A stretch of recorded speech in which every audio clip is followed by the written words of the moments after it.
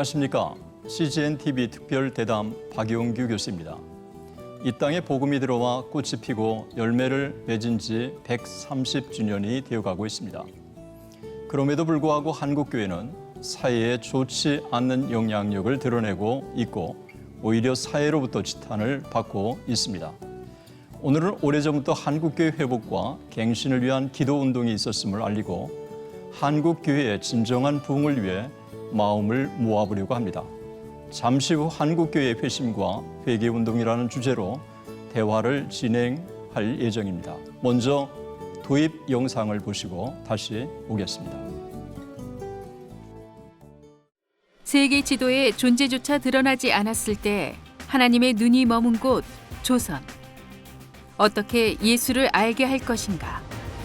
이 질문은 초기 선교사들의 고민이었고 지금의 사역자들에게도 동일한 질문이 되고 있다. 그 해답을 찾고 길을 헤쳐나가는데 지나간 역사를 되짚는 것은 구원을 이루는 중요한 핵심이 될 수 있다. 평양과 원산, 각 지역에 일어난 성령의 임재, 그리고 눈물의 고백은 회개의 강물이 흐르게 했고 부흥은 이렇게 조선 땅에 임했다. 오늘은 신학생과 교수를 중심으로 오랜 시간 기도 모임을 진행해왔던 무리들이 한국교회 회심과 회개운동에 관한 깊은 나눔을 통해 한국교회 부흥의 불씨를 키워보기로 한다.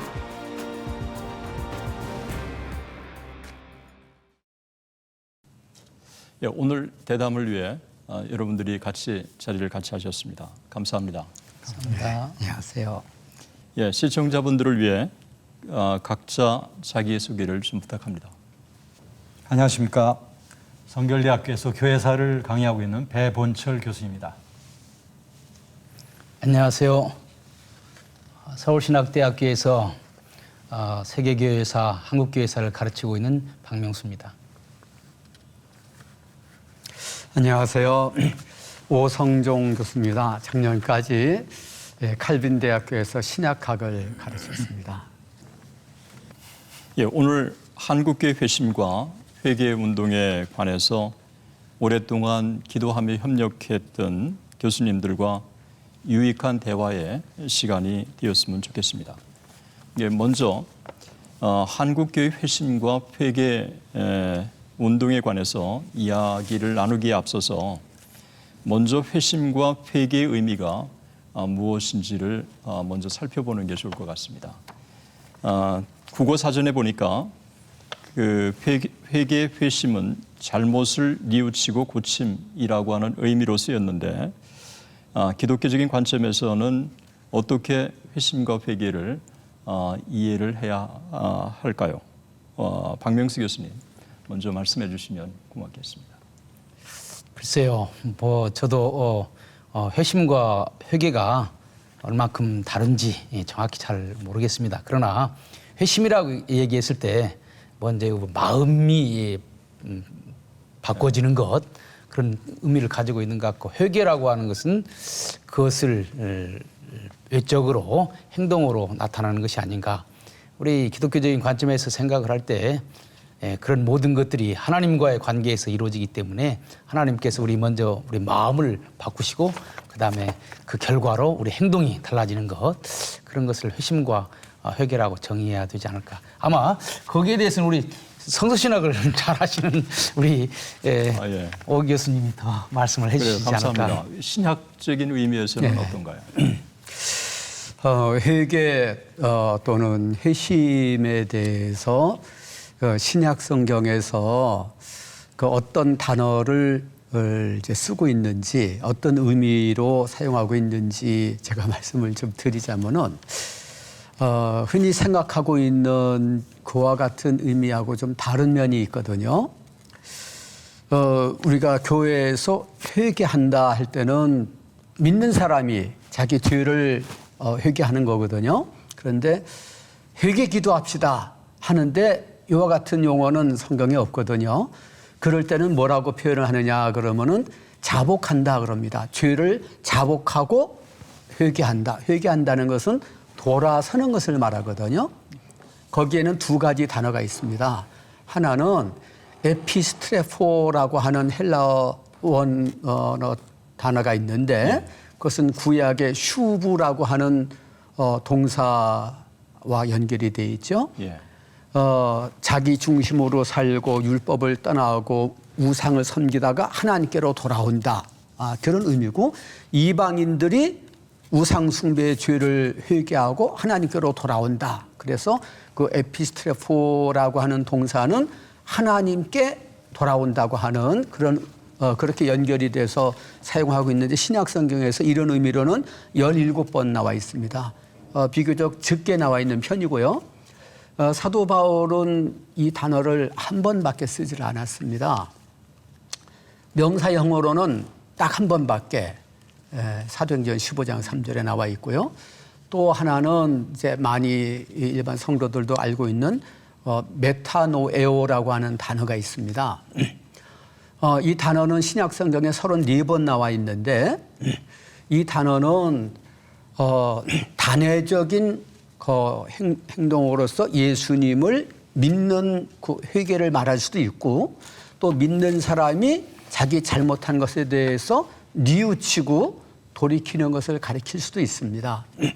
우리가 이제 교회에서 회개를 얘기할 때는 이런 의미로 얘기하는 경우가 있고요. 요한계시록 2장, 3장에서 7교회에 보내는 이제 편지 가운데에서 8번이나 나와 있습니다. 에베소 교회, 라우디 교회 이렇게 회개하라, 회개하라 그렇게 되어 있는데요. 그 메타노에는 구약에서는 그 낙함, 그것은 이제 니팔품으로서 니캄이라 그랬는데 그것은 뉘우친다, 후회한다 이런 의미고 우리말에 적합한 단어는 아마 뭐 참회 이런 의미가 아니겠는가 그렇게 생각합니다. 예, 두 분의 회개에 대한 정의 정말 감사합니다. 이제 좀 본격적으로 본론으로 들어가서 한국교회 회개운동이 언제 시작되었는지 배본철 교수님 좀 말씀해 주실까요? 네, 여러분들이 아시다시피 19세기 말에 우리 조선 땅에 개화가 시작됐지 않습니까? 그렇죠. 그래서 그때부터 이제 우리 개신교 선교사님들이 정말 많이 들어오시게 됐죠. 그때부터 사실 우리 조선 땅에 교회가 많이 늘어나게 됐습니다. 그런데 이제 선교사님들이 이러한 그 선교 활동을 하다가 10년, 20년 지나면서 굉장히 큰 갈증들을 느끼시는 거예요. 그 선교사님들이 뭔가가 이게 부족한 것이 있다. 이게 무엇일까라고 하면서 같이 고민을 하다가 보니까 이 선교사님들은 이 조선 땅에 오시기 전에 거의 영국과 미국에서 그 부흥운동을 크게 경험하셨던 분들이었는데 그렇죠. 조선 땅에 와서 보니까 교인들은 많이 보이는데 이분들이 교회에 나오는 동기가 그 회심과 또 부흥 이런 목적보다는 이제 선교사님들을 의지하고 또는 서양 문물을 좀 배우고 뭐 여러 가지 그러한 목적들이 참 많이 있었던 것 같아요. 예. 교인들은 많았지만 선교사들이 원하는 그 무언가가 없었다. 그래서 선교사님들이 이제 같이 모여서 우리가 이거 기도해야 되겠다. 무언가 이 조선 사람들에게 진정으로 있어야 될 것이 무엇일지 그것을 위해서 기도하자라고 하면서 이제 선교사님들이 모이시기 시작했죠. 그래서 한 분, 두 분 모여서 교파를 또 초월해서 모여서 기도하시다가 보니까 이 조선 사람들에게 진정 필요한 것이 회심이고 회개구나 하는 것을 알았죠. 예. 그런데 그걸 놓고 이제 선교사님들이 같이 모여서 기도하다가 보니까 이것이 조선 사람들의 그 회개가 아니라 바로 선교사님들이 그 내면 속에 있는 죄악들이 막 성령께서 지적해 주시는 것을 깨닫게 된 거예요. 그렇게 해서 어찌 보면 이 조선 사람들의 회개를 위해서 기도를 시작했다 생각되지만 성령께서는 거기에 모이신 선교사님들을 먼저 터치하신 거죠. 네. 그래서 선교사님들에게서부터 먼저 이런 깊은 회개의 자성이 일어나게 된 것이 이 한국교회 부흥운동의 출발이라고 생각합니다. 예, 좋은 지적인데요. 그러니까 한국에 파송된 선교사들은 그들이 본국에서 부흥을 경험한 사람들이었고 또 부흥을 또 사모하는 사람들이 한국에 파송된 사람들이 참 많았는데요. 그 하디 부흥운동에 대해서 우리가 부흥운동의 기원을 거슬러 가면 지적하지 않을 수 없는데 박명수 교수님, 하디 부흥운동에 대해서 좀 간단하게 설명해 주시죠. 방금 우리 배원철 교수님께서 좋은 말씀 해주셨는데 거기에 좀 더 덧붙인다면은 그 하디의 부흥운동은 한국 교회에 하나의 그 회개 샘플을 보여줬다. 사실 회개라는 말이 그 전부터 있었습니다. 선교사들은 한국 교회 신자들을 향해서 진정으로 회개해야 된다 그런 얘기를 했지만은 사실 한국교회 신자들은 어떻게 하는 것이 진정으로 회개하는 것인가 하는 것을 잘 몰랐거든요. 그런데 하디 선교사가 자기의 죄를 깨닫고 그것을 공개적으로 자복했거든요. 그것을 보면서 아, 회개는 저렇게 하는 것이구나 라고 하는 것을 알게 되었죠. 그 당시에 선교사 그러면 상당히 그 존경받는 그런 위치에 있는데 그분이 자기의 모습을 내려놓고 회개하는 것을 보고 아, 그 원산에 있는 사람들이 아, 우리도 우리 자신의 잘못을 내놓고 저렇게 회개해야 되겠구나 이렇게 생각을 해서 회개 운동이 확산된 것입니다. 이런 점에서 볼 때 하디 선교사님의 가장 큰 공헌은 회개라고 하는 것을 말로 한 것이 아니라 구체적으로 행동으로 함으로써 사람들에게 아, 저렇게 회개하는 것이구나라고 하는 것을 보여줬다고 하는 데 있다고 생각을 합니다. 예, 좋은 지적 감사합니다. 한국 교회사를 거슬러 올라가면 1903년 8월 24일에서 30일까지 그 여름 동안에 하디가 인도하는 원산 사경회로 거슬러 올라갑니다. 그러니까 올해로 하디 그 회개 운동의 110주년을 맞아서 감리교에서도 그 이를 기념하는 큰 성령 또 부흥 집회가 열린 걸로 알고 있는데 혹시 박명수 교수님 거기에 대해서 아시는 게 있으면 좀 말씀해 주시죠. 사실 하디의 그 부흥 운동은 목회에 대한 위기에서부터 나왔습니다. 예. 실질적으로 그 당시에 하디 선교사가 원산으로 새로 선교지로 부임해 가 있었거든요. 그러나 그 지역에 있는 원산에 있는 그 감리교 신자들이 하디의 말에 순종하지를 않았습니다. 여기에서 하디는 영적인 위기를 느낀 거지요. 그래서 하나님 앞에 나와서 진정으로 자기가 먼저 회개하고 그 회개 운동을 일으켜서 다시 한국교회 중요한 그 부흥의 전기를 마련했는데 실질적으로 그 하디의 그 회심을 기념한다고 하는 한국교회가 회심을 기념한다고 하는 역사적인 사건이 있었지만은 하디가 회개했던 것 같은 그러한 진실된 회개가 한국 감리교회에 있었는지, 예? 정말로 하디가 그때의 그 원산의 그 여러 가지 목회적인 어려움 또 기독교적인 어려움을 회개 운동을 통해서 극복하고 새로운 역사를 나타낸 것처럼 정말로 오늘의 이 시점에서 그런 동일한 역사가 나타나고 있는지 저는 오늘의 이 시점에서는 조금 다시 한번 생각해 봐야 되지 않는가 그런 생각을 합니다. 예, 박 교수님 지적 감사합니다. 그러니까 하디 선교 110주년을 맞은 오늘날 한국 교회가 형식적인 회개가 아닌 진정으로 하디가 내면의 회개가 있었고 개인의 각성이 주변의 변화 또 사회 변화로 이어진 것처럼 어떻게 보면 진정한 회개가 필요하다는 거죠. 예, 좋은 지적의 말씀이고요. 이제 우리가 한 가지 좀 생각해 볼 게 하나 있습니다. 특히 회개운동, 성령운동 그러면 반지성주의적인 성격을 지닌 운동처럼 일각에서 이해되고 있는데 오성준 교수님 어떻습니까?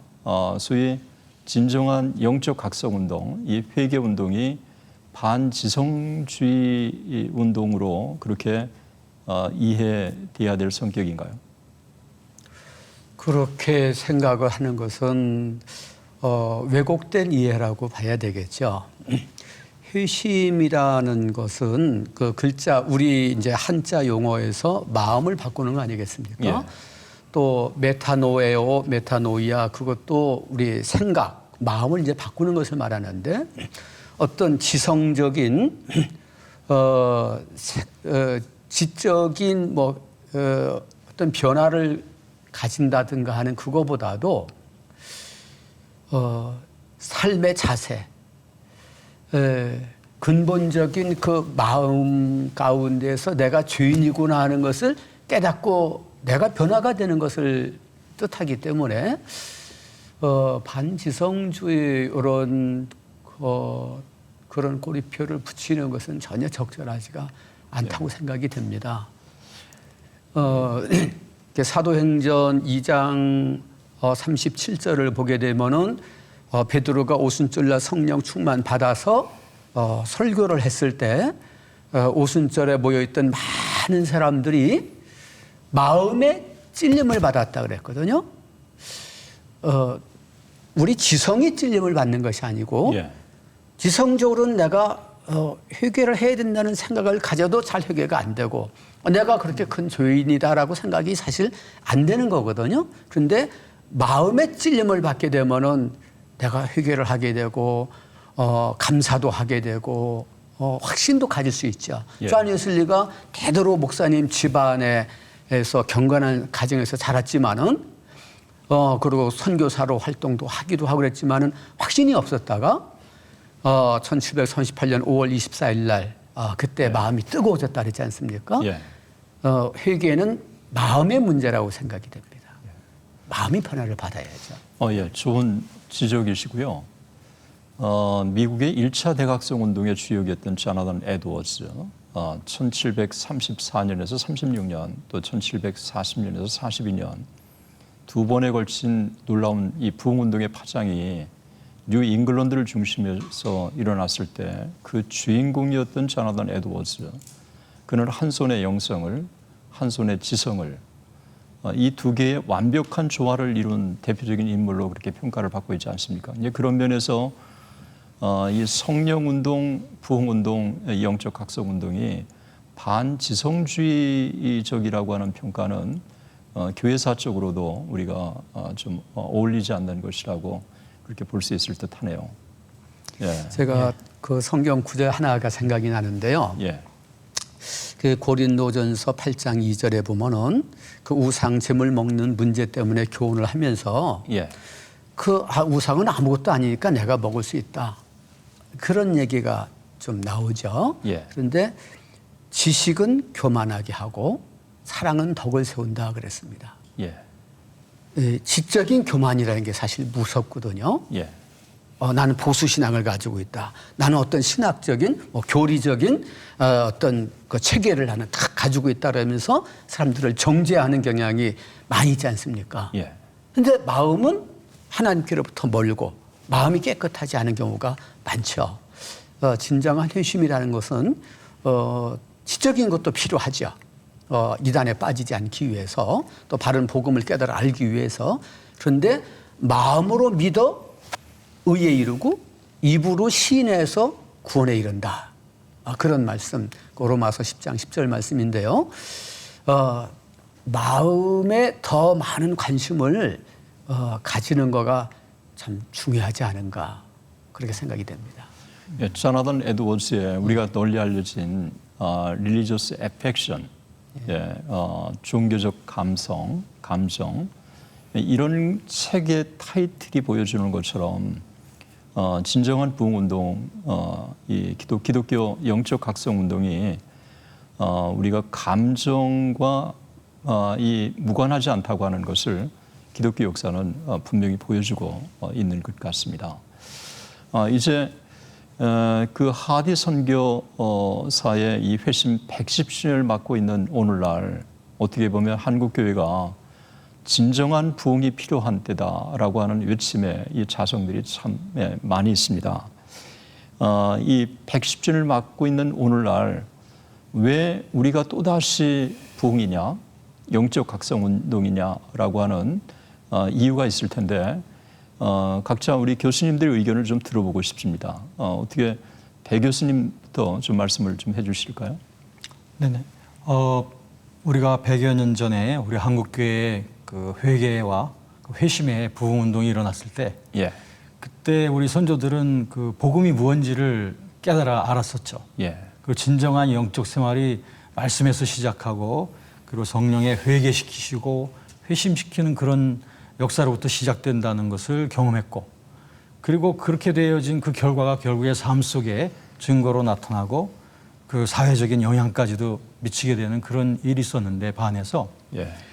우리가 그러한 역사를 우리가 회고해 볼 때 오늘날의 그 교회의 모습은 우리 초창기에 경험했던 그런 부흥의 그 본질을 우리가 많이 잃어버린 모습을 우리가 보게 될 수밖에 없습니다. 예.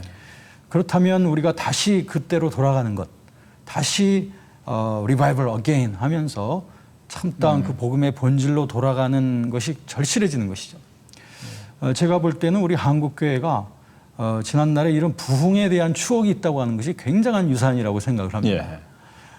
만약에 이런 부흥에 대한 역사가 없는 민족과 우리 민족은 굉장히 틀리다고 생각해요. 예.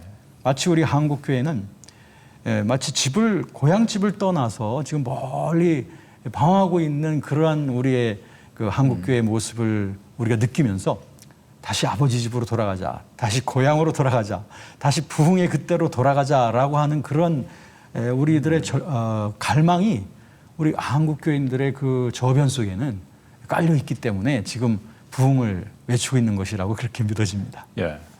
좋은 지적입니다. 우리 한국 교회가 외형적인 성장은 참 많이 했지만 이 질적인 성장이 따르지 않고 있다고 하는 평가를 참 많이 듣습니다. 그러니까 질적인 평가를 우리가 평가할 때 다양하게 평가할 수 있지만 어떻게 보면 성경의 역사가 우리가 보여주고 있는 거나 또 부흥의 역사가 우리가 보여주고 있는 거나 바로 이 개인의 각성이 사회 각성으로 이어지는 이 참된 회개, 그런 어떤 생명력 있는 종교를 정말 우리 한국 교회가 지금 갈망하고 있을 때가 아닌가 그렇게 싶습니다.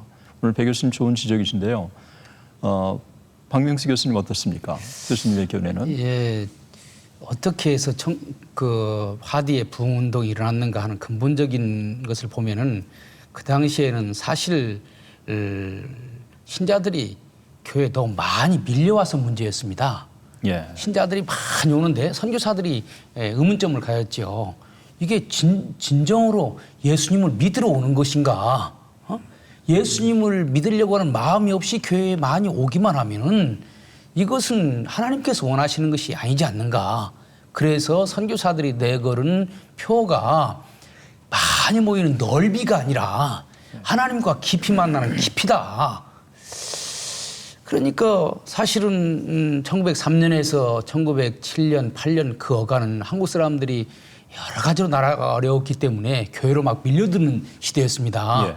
그런데 그런 어떤 면에서는 외적인 부흥 가운데서 선교사들은 그 내적인 문제를 발견한 거죠. 예. 그런데 오늘날 한국 교회가 그런 초기 선교사들이 봤던 것과 같은 그런 문제의식, 우리 신자들 한 사람 한 사람이 하나님과 인격적인 관계를 맺고 있는가, 정말로 주님의 백성이 되기 위해서 교회로 나오는 건가, 단지 축복받기 위해서 혹은 뭐 출세를 위한 도구로서 나오는 것. 어떤 면에서는 이런 문제의식, 초기 선교사들이 한국교회를 바라오면서 이건 아닌데라고 했던 그 생각이 오늘 한국교회 목사님들한테, 목회자들한테 주어져야 그때와 같은 그런 부흥운동이 다시 일어날 수 있는 것이 아닌가, 저는 그런 생각을 해봅니다. 예, 두 분의 말씀을 듣다가 보니까 1905년에 장로교 감리교 이 두 교단이 장감 연합공회를 결성하고 두 가지를 결정했습니다. 그러니까 하나는 이 땅에 가장 필요한 게 뭐냐? 그것은 연합이다. 그리고 두 번째로 가장 필요한 게 뭐냐? 부흥이다. 그래서 1906년에 신년 부흥회를 전국적으로 열기로 하고 편지를 보내는데 그 편지에 보면 두 번째 항에 먼저 깊이가 있으면 넓이는 저절로 따라올 것이다. 예. 그러니까 부흥은 신자의 부흥이다. 예. 그래서 외형적인 어떤 성장을 먼저 추구할 게 아니고 먼저 한 사람 한 사람이 우리 하나님과의 진정한 만남, 이 영적인 각성이 회개가 필요하다라고 하는 결정을 했는데 저는 그걸 보면서 깜짝 놀랐어요. 한국에 파송된 선교사들이 어떻게 그렇게 부흥의 본질을 정확히 파악하고 있을까? 어떻게 보면 양적인 성장을 더 추구할 만한데 한국 교회에 더 필요한 게 이 질적인 바로 이 내면의 하나님과의 깊은 영적인 각성, 회개라고 하는 이 지적은 우리 한국 교회가 한번 다시 귀를 기울이고 또 우리가 본받아야 될 거라고 생각을 합니다. 이 두 분의 좋은 지적 감사하고요. 오늘날 그 회개 운동이라고 하는 말을 참 많이 하고 성령 운동이라고 하는 말도 참 많이 하는데 단회성으로 끝날 때가 참 많이 있습니다. 그러니까 뭐 여러 집회들이 그 부흥 집회를 열고 또 회개라고 하는 용어도 쓰긴 하지만 지속적으로 이어지지 않고 또 이 어떻게 보면 외형적인 형식적인 회개로 끝날 때가 참 많은데 이 회개 운동이 일회성이 아닌 정말 이 지속적으로 이 회개 역사가 이루어지려면 한국 교회가 어떻게 나가야 될까요? 물론 어려운 질문이시겠지만 좀 우리 박 교수님 먼저 좀 말씀해 주시면 고맙겠습니다. 사실 청교도 신학에서 그런 말이 있지 않습니까? 율법이라고 하는 죄를 철저하게 지적한 율법이라고 하는 바늘이 들어가지 않고서는 정말로 하나님의 사랑을 전하는 복음이라고 하는 실이 들어갈 수 없다. 그런데 오늘날 한국교회에서 죄에 대해서 제대로 얘기하지 않는데 회개가 나올 수 없고 회개가 나올 수 없는데 진정으로 성령의 역사가 나올 수 없는 거 아니겠습니까? 네. 그래서 우리가 한국교회가 우리 인간은 다 죄인이다. 하나님 앞에 죄인이다라고 하는 막연한 죄를 얘기를 하는 거지 구체적으로 교회에서 지은 죄, 사회에서 지은 죄, 가정에서 지은 죄 낱낱이 죄를 지적하지 않는단 말이에요. 사실 흰예 부흥운동도 그렇고 1907년 대부흥운동도 그렇고 철저한 하나하나의 구체적인 죄를 지적했지 막연하게 두리뭉실하게 인간은 죄인이다 이렇게 얘기하지 않았거든요. 어떤 면에서 보면 한국교회가 죄에 대한 죄인식 여기서부터 출발하지 않으면은 저는 뭐 이런 부흥은 어렵다 이렇게 생각을 합니다. 박 교수님 말씀을 듣고 보니까 기독교는 회개의 종교다라고 하는 그런 인상 또 그런 느낌이 듭니다. 실제로 예수님께서 외친 1000마디도 회개하라 천국이 가까웠느니라 라고 하고 또 켈빈의 기록을 보니까 이 켈빈의 기독교 강요에서 회개는 일생 동안 지속되는 것이라고 또 그렇게 또 지적되어 있습니다. 오성준 교수님 어떻습니까? 이 회개라고 하는 이 주제가 신약의 아주 핵심 주제일 것 같은데 좀 말씀해 주시죠. 예수님이 그 마가복음 1장 15절에서 갈릴리에 오셔서 첫 번째로 선포하신 설교 주제가 회개하라. 하나님의 나라가 가깝다. 예. 복음을 믿으라. 이 말씀이었던 것은 이제 사실이지만은요. 근데 저는 조금 이제 다른 이해가 있어요. 아까도 제가 조금 언급을 했습니다만은 신약 성경에 이제 회개한다. 라는 그 단어가 그렇게 많이 나와 있는 편은 아닙니다. 예. 또 회개라고 하는 명사형 메타노이아도 이제 22번 나와 있는데 이렇게 많이 나와 있는 편은 아니거든요. 그런데 그 회개를 하나님께서 요구하고 계시고 회개의 그 의미로 그 메시지를 전하는 것은 예수님도 그렇게 하셨고 사도들도 그렇게 했다고 봅니다. 그런데 문제는 뭐가 회개냐 이것이 중요하다고 보고요. 회개 운동이라고 하는 그 용어는 좀 그 성경적인가 그건 조금 좀 제고를 해야 되지 않겠는가 생각이 좀 됩니다. 구약에서는 여호와께로 돌아오라는 말씀이 엄청나게 많이 나오고 선지자들의 임무는 바로 회개시키는 일이었거든요.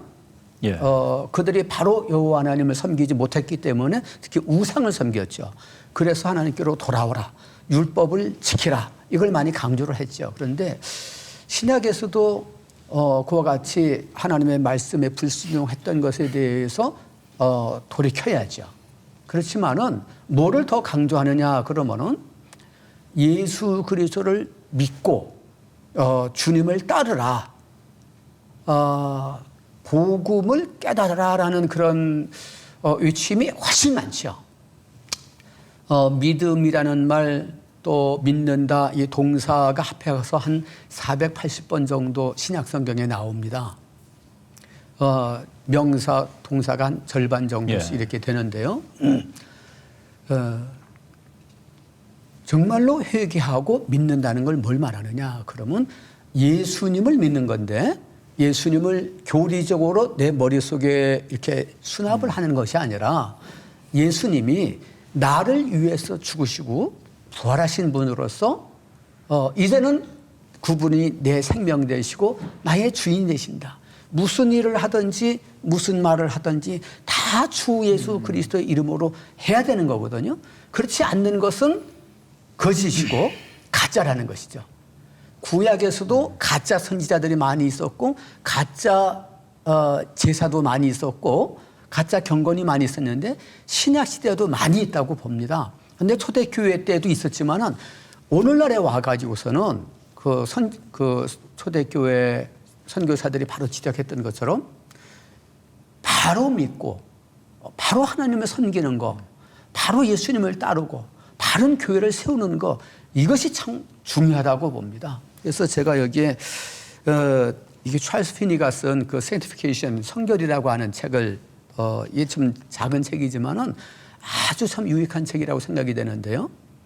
우리가 회개 운동을 추구할 것이 아니라 예수를 바로 믿는 것, 바로 성화 생활을 위해서 하나님께서 우리를 구원해 주셨는데 성화 생활을 위해서 회개를 하는 것이죠. 성화세를 이루지 않았으면 그건 가짜거든요. 성화세를 이루지 않았으면 그 사람이 참 신자라고 구원받은 신자라고 하는 근거가 없는 거고요. 열매가 없으면 그건 가짜거든요. 우리나라에 열매가 없고 성화를 이루지 못한 목회자들, 부흥사들, 성도들이, 교회들이 얼마나 많습니까? 하나님이 그걸 기뻐하시지 않는다고 보고 거기에는 구원이 있을까? 그건 심히 의심이 된다고 생각을 합니다. 예, 오 교수님 좋은 지적인데요. 우리가 회개를 했다면 회개에 합당한 열매를 삶 속에서 맺을 때 그것을 우리는 성경에서 진정한 회개라고 볼 수 있다는 거죠. 예, 좋은 지적이시고요.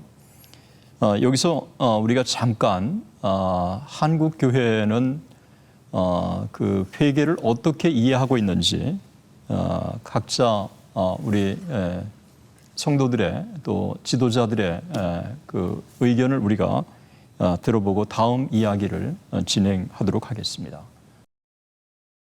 진정한 회개는 근데 그렇게 진짜 어려운 것 같아요. 진정한 회개하는 게 일단 저부터 한국 교회를 먼저 뭐라 하기 전부터 저부터 먼저 회개하고 제 삶에서 하나님을 증거하기 위해서 노력하는 게 저에게는 회개 같은데 진정한 회개라는 것은 이전의 것을 완전히 버리고 새롭게 정말 예수님께서 걸어가신 그 길을 걸어가는 것이 회개라고 생각합니다.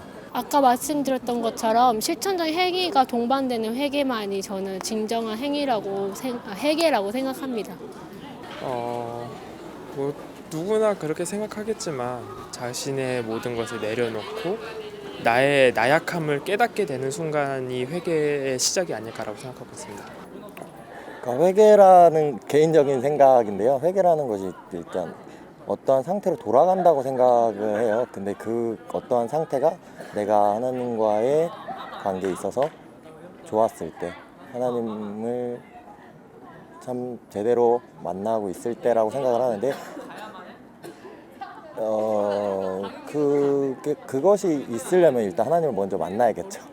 그 부분이 없다면 회개란 것도 없다고 회개란 말이 일단 안 어울린다고 생각을 하고요. 그런 부분에 있어서 사람은 어쨌든 변할 수밖에 없으니까 하나님과의 만남에 있어서 조금 하나님과 멀어졌을 때 다시 하나님 곁으로 돌아가는 것, 그게 회개가 아닐까 생각합니다. 예, 한국교회 1907년 평양대북운동 100주년을 맞는 2007년 그 전후에서 한국교회 안에는 부흥을 사모하는 움직임이 참 많이 있었습니다. 어게인 1907도 그렇고 라이즈 업 코리아도 그렇고 또 우리가 같이 모이고 있는 KR도 그중에 한 모임이었습니다. 어떻게 보면 2003년에 시작된 이 KR 모임이 올해로 10주년을 맞고 있는데 아마 그 KR에 대해서 잘 모르시는 분들이 참 많을 것이라고 여겨집니다. 배본철 교수님이 현재 KR 대표를 맡고 계신데 좀 KR에 대해서 좀 역사적으로 어떻게 진행되어 온 건지 또 성격이 어떤지 좀 말씀해 주시죠. 네, 먼저 이 자리를 통해서 우리 KR에 대해서 이렇게 말씀드릴 수 있어서 굉장히 영광스럽습니다. 이 KR 정말 자랑스러운 우리 기도 모임입니다. 이 KR이라고 하는 것은 코리안 리바이벌, 한국교회의 갱신과 부흥을 위해서 우리 신학생들과 신학 교수들이 모이기 시작한 그런 기도 모임이죠. 그런데 벌써 10년이 되었습니다. 올해가 그러고 보니까 이제 10년째가 되네요. 네. 그런데 이 모임이 정말 신기합니다. 처음에는 이제 2007년, 그러니까 평양 부흥운동 그 100주년을 기념하는 그 해를 우리가 맞이해 가면서 여기 계시는 우리 교수님 중에 우리 또 박용규 교수님 또 박명수 교수님이 큰 고민에 빠지신 거죠. 그 뭐냐면 우리가 이거 학교에서 교회에서도 가르치면서 평양 대부운동에 대해서도 가르치고 하는데 이거 가르치기만 하면 뭐하냐, 이게 정말 이런 부흥이 다시 일어나야 되지 않겠는가 라고 하는 그런 고민에 빠져가지고 그럼 우리가 이거 지금부터 몇 년 동안 2007년이 되기 전까지 우리가 기도를 해야 되지 않느냐, 정말 무거운 그런 책임감을 느낀 거죠. 그래서 2003년 11월에 우리가 그런 모임이 시작이 돼서 그런 뜻을 같이 하시는 이제 교수님들을 한 분, 두 분 같이 모이기 시작했고, 그래서 조용스럽게 이렇게 기도가 시작이 됐죠. 그런데 이제 신학생들이, 여러 학교의 신학생들이 정말 교리와 신학 노선과 교파를 다 초월해서 이렇게 모이기 시작했습니다. 그 후에 저희들이 2004년부터 방학을 이용해서 1년에 2차례씩 그 신학생 컨퍼런스를 하게 됐죠. 예.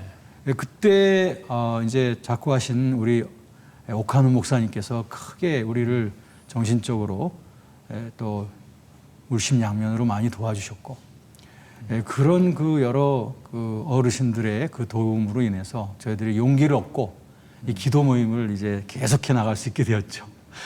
그래서 방학 때마다 저희들이 모이는데 지금까지도 계속 그 신학생 컨퍼런스가 모이고 있죠. 그 모이는 그 학교의 그 학생들의 그 학교 분포를 따진다면 10개, 한 15개 이상 되는 그런 신학교, 어떨 때는 이제 일반 대학에서도 이렇게 같이 참여하는 학생들도 있는데, 우리가 2박 3일 또는 3박 4일 모여서 오직 한 가지 주제를 가지고 10년 동안 부르짖어 왔습니다. 그것은 참다운 회개와 갱신이 우리 한국교회와 신학교에 있어야 되겠다. 그래서 그 일에 모든 일을 차치하고 우리 교수님들이 함께 해주셨고, 그래서 지금 이 자리까지 우리 땀을 흘리면서 기도해 오고 있습니다. 한국교회의 최근의 영적인 침체와 맞물려서 일각에서는 자기 반성의 기회도 삼고 있고, 또 일각에서는 한국교회 이제 이렇게 무너져서는 안 된다고 하는 이 자성이 상당히 일고 있는 걸로 알고 있습니다. 그러니까 1992년부터 한국교회가 침체를 달리기 시작했다고 하는 기록을 제가 보았는데요. 오늘날 이제 양적인 침체뿐만 아니라 뭐 질적인 침체, 이 모든 것들이 다 총체적으로 한국교회가 침체를 맞고 있다고 이렇게 보아집니다. 우리 세 분 교수님들, 한국교회가 침체된 이유가 뭔지, 그리고 어떻게 하면 한국교회가 이 침체 위기에서 좀 극복될 수 있는지 각자 교수님들의 소견이 있을 걸로 여겨지는데, 박명수 교수님 먼저 한번 포문을 좀 열어주시죠. 너무나 많이 듣는 질문이지만은 거기에 딱 부러지는 대답이 딱 생각이 나지 않습니다. 그러나 한국교회가 이렇게 지금 어려운 상황을 맞이하고 있는데, 이럴 때에 어떻게 보면은 자기 정리를 할 필요가 있지 않는가, 그런 생각을 합니다. 보통 때는 다 잘 되는 것 같죠. 그러나 위기를 만나면은 뭐가 옳은 것이고 뭐가 틀린 것인가 하는 것이 드러나게 되는 거죠. 오히려 이럴 때에 정말로 우리가 잘못한 것을 과감하게 정리를 하고 새로운 미래를 향해서 달려나가는 그런 하나의 계기로 삼았으면 좋겠습니다. 사실 우리가 부흥운동을 생각을 해보면은 원래 부흥의 가장 중요한 것은 하나님께 돌아가서 하나님을 만나게 하는 겁니다. 그런데 어느 틈엔가가 부흥운동이 하나님을 만나는 것은 둘째고 교회를 어떻게 유지하고 교회 문제를 어떻게 해결할 것인가 이런 쪽으로 바꿔졌어요. 그러니까 부흥운동을 통해서 정말 신앙의 본질을 회복하는 것이 목적이 아니고 부흥운동을 통해서 개교회가 가지고 있는 어려움을 해결하려고 하는 이런 쪽으로 나가다 보니까 정말로 교회 문제도 해결되는 것이 아니고 하나님도 만나는 것이 아니고 그러니까 부흥운동이 그냥 의미 없이 되고 그러니 신자들은 부흥운동을 통해서 실증을 느끼게 되고 그래야 되니까 결국 부흥운동의 무용론도 나오게 되고 그래서 다시 한번 정말로 본질로 돌아가서 하나님을 만나는 그래서 복잡한 여러 가지 많은 거 할 거 없고 진짜로 하나님 만나는 그 문제로 부흥운동이 다시 전개되게 될 때 그래도 한국교회가 좀 희망이 있지 않을까 새로운 미래를 향해서 나갈 수 있는 하나의 그 기초를 새롭게 만들 수 있지 않을까 그런 생각을 해봅니다. 예, 박 교수님 좋은 지적인 것 같습니다. 한국교회가 부흥 그러면서 양적인 부흥만 추구했지 정작 철저한 회개운동, 각성운동 이런 것을 통한 질적인 이 회개가 출발이라고 하는 또 그게 기초라고 하는 사실을 한국교회가 잊어왔다고 하는 좋은 지적인 것 같습니다. 배 교수님 어떻습니까? 참 오늘날 부흥이라고 하는 말을 참 많이 하고 또 영적 각성운동이라고 하는 말도 요즘에 또 흔히 사용되고 있습니다. 배 교수님 보실 때 진정한 부흥, 이 참된 부흥은 뭐라고 여겨지십니까? 좀 간단하게 설명해 주시면 고맙겠습니다. 네, 먼저 그 부흥은 복음 안에 있는 거라고 생각합니다. 예. 그래서 부흥을 모호한 것이라고 생각하지 않고 부흥이란 복음에 있는 그 복음의 본질적인 능력이 구현되는 것이 부흥이라고 그렇게 믿어집니다. 예. 이런 점에서 볼 때 우리 한국교회가 이 부흥의 그 본질에 지금 역행하고 있는 여러 가지 그 장애 요소들이 있는데 그 중에 세 가지를 지적한다면 첫 번째는 그 매너리즘이라고 생각합니다. 예. 한국교회가 어느 때부턴가 점점 매너리즘에 빠져서 형식화되어지고 경건의 모양은 있지만 그 능력이 이루어져가는 그런 모습을 한국교회가 보여줘 오고 있다는 것, 이것을 우리가 좀 마음 가죽을 베야 된다고 생각하고요. 또 하나는 그 히로이즘이라고 생각해요. 예. 우리 교회 앞에서 영광을 받으셔야 될 분은 우리 그리스도신데 우리 한국교회 내에 이 영웅주의가 그 자리를 많이 대체하고 있는 것이 아닌가라고 하는 그 조심스러운 생각을 늘 갖게 됩니다. 그리고 또 세 번째로 또 우리가 생각해 볼 것은 그것은 만모니즘이라고 생각해요. 예. 물신주의죠. 돈이면 다 된다라고 하는 그러한 가치가 교회 내에도 언제부턴가 스며들어와서 어떻게 보면 우리들의 십자가의 길이라고 하는 것은 이러한 것과는 전혀 다른 질을 갖고 있는 길임에도 불구하고 우리들이 여기에 젖어 있다고 하는 것은 우리가 갱신되고 다시 새로워지지 않으면 안 된다고 생각을 하거든요. 예. 그래서 아까 우리 사회자께서 말씀하시기를 그렇다면 부흥의 본질이 무엇이냐? 그것은 아까 말씀드린 복음의 본질이 회복되는 것인데 복음의 본질이 무엇인가? 그것은 신자의 회개가 깊어져 가고 지속화되어지는 가는 것이고 그 안에서 결국 교회가 갱신되어지고 서로 형제 속에서 그리스도의 몸의 하나됨을 추구하게 되는 것이고 나아가서는 교회가 있는 그 땅 위에 주님이 하시는 그 소금과 빛의 그 변혁의 역할을 힘있게 감당하는 그런 가치관, 이것이 바로 부흥의 가치관이라고 믿습니다. 예, 좋은 지적입니다. 이게 조나단 에드워즈는 부흥이 뭐냐라고 했을 때 부흥은 outpouring of the Holy Spirit, 성령의 부으심이다. 또 effusion of the Holy Spirit, 성령의 흘러들어옵니다라고 그렇게 얘기했습니다. 그러니까 이 부흥이라고 하는 것은 성령의 역사라고 하는 것을 분명히 말씀해 주시고 있고 그리고 이 성령의 역사는 말씀을 통해서 말씀과 더불어 역사한다고 하는 게 기독교 2000년의 역사, 성경이 우리가 분명히 보여주고 있습니다. 그래서 참된 부흥이라고 얘기했을 때는 성령과 말씀을 떠나서는 이해될 수 없는 게 우리가 참된 부흥이라고 할 수 있을 듯합니다. 하여튼 배 교수님 좋은 지적이신데요. 우리 오 교수님 어떻습니까? 우리 한국교회가 계속해서 갱신이 이루어져야 되는데 어떤 부분에 있어서 좀 한국교회가 힘써야 되고 또 보완해야 되고 또 지속적으로 노력을 기울여야 될 것이라고 여겨지시나요? 예. 아까도 한 가지는 이제 지적을 좀 제가 드렸습니다만은 개교회 주의는 지향이 돼야 된다고 봅니다. 예.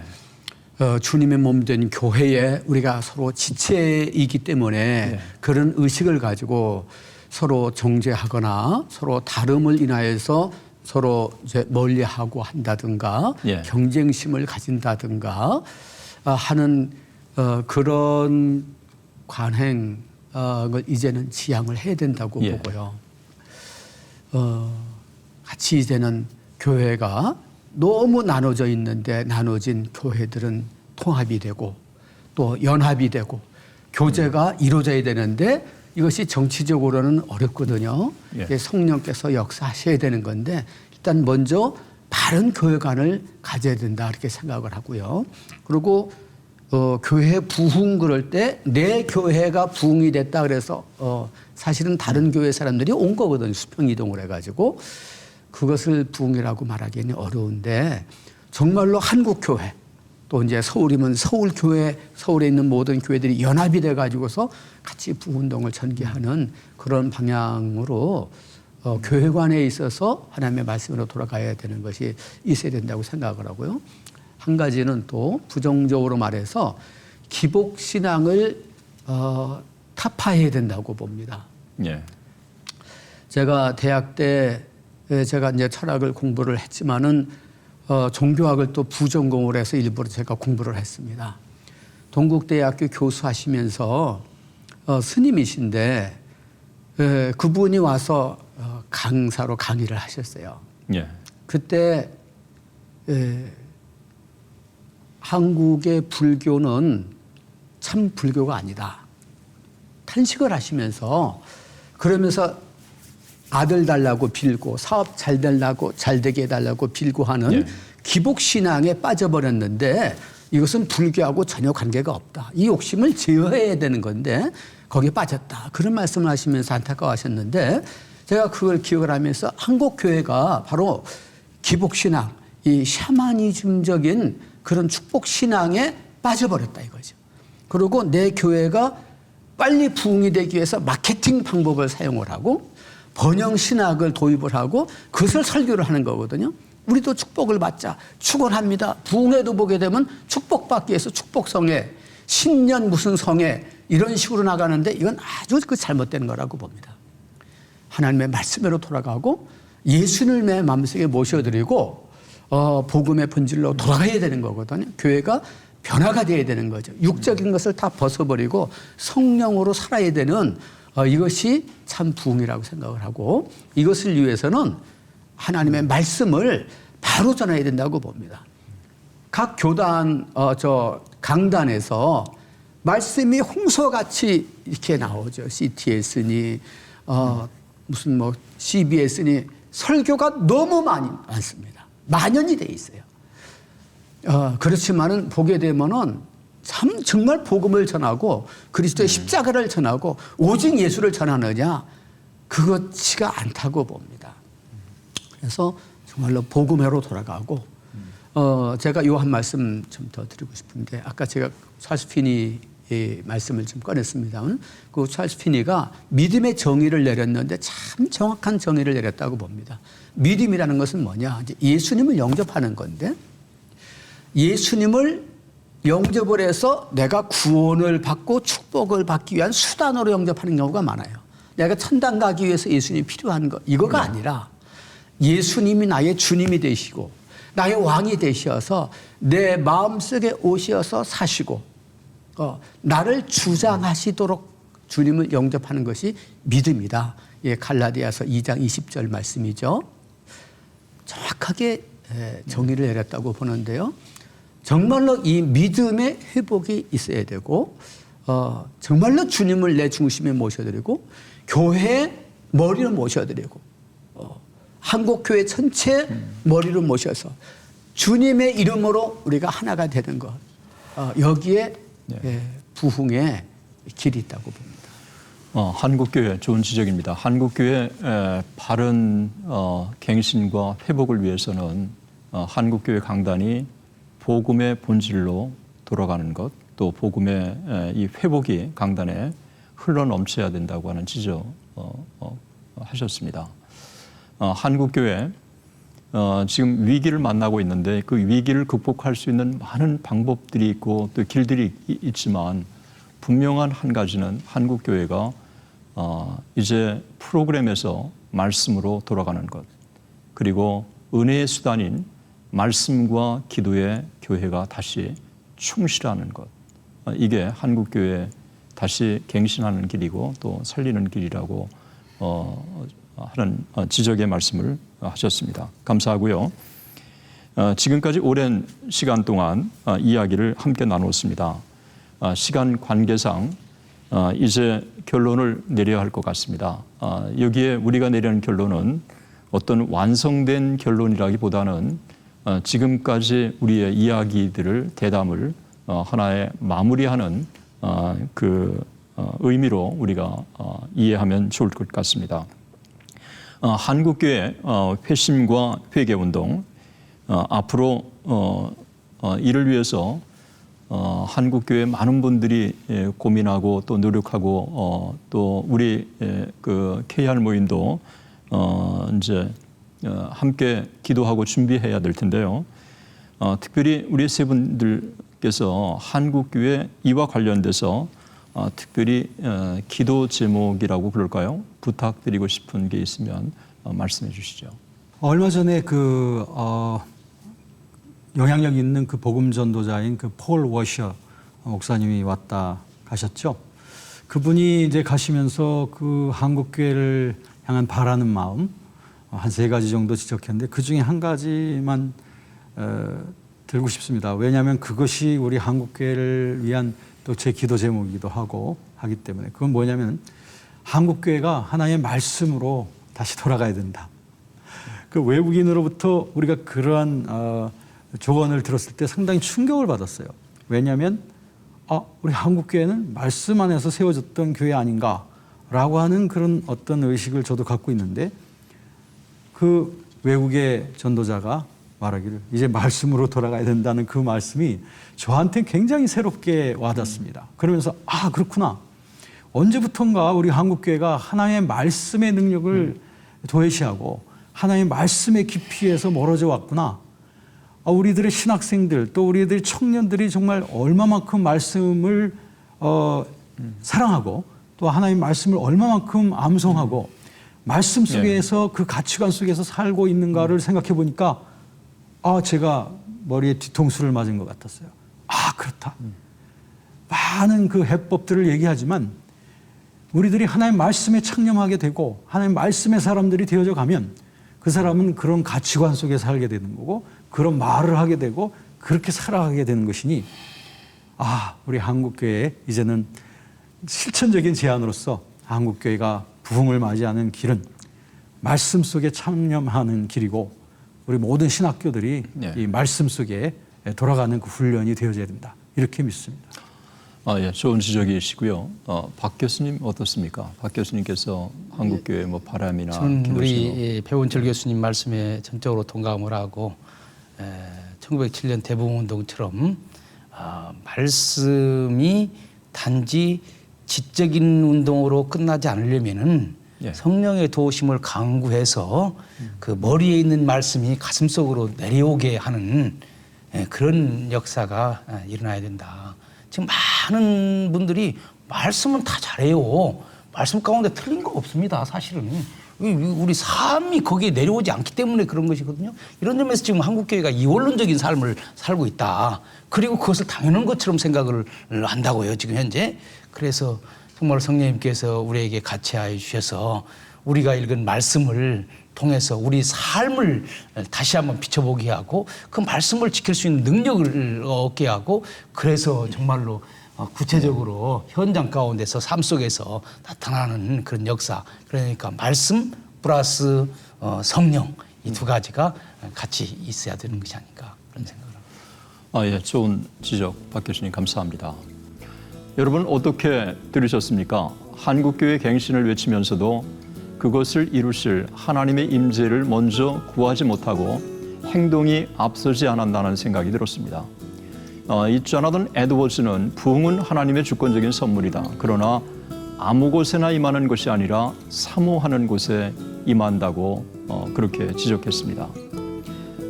내 이름으로 일컫는 내 백성이 그 악한 길에서 떠나 스스로 겸비하고 기도하여 내 얼굴을 구하면 내가 하늘에서 듣고 그 죄를 사하고 그 땅을 고칠지라. 우리 모두가 늘 기도하며 성령의 도우심을 구할 때 한국교회 진정한 회개와 부흥이 임할 것이라고 생각합니다. 지금까지 시청해 주신 여러분 진심으로 감사드립니다.